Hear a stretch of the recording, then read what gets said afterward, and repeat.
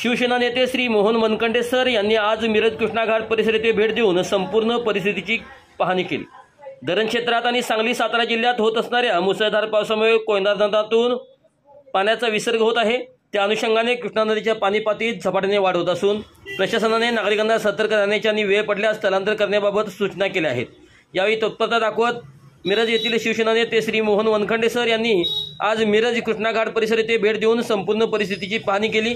तसेच कृष्णा नदी पातळीत होत असलेली वाढ आणि प्रशासनाची असलेली तयारी याबाबत उपस्थित अधिकाऱ्यांकडून माहिती घेतली आणि नागरिकांशी संवाद साधून त्यांना प्रशासनास सहकार्य करण्याबाबत आवाहन केले व पूर परिस्थिती उद्भवल्यास सोबत खंबीर उभे असल्याबाबत आश्वासन दिले। यावेळी मोहन वनखंडे सरासमवेत सांगली मिरज कुपवाड महानगरपालिकेचे उपायुक्त श्री अनिस मुल्ला, अग्निशमन दलाचे श्री विजय पवार, अग्निशामक आणीबाणी व्यवस्था व पूर नियंत्रण कक्ष विभागाचे अधिकारी श्री महादेव अण्णा कुर्णे, श्री अनिकेत जाधव व इतर स्थानिक नागरिक मोठ्या संख्येने उपस्थित होते।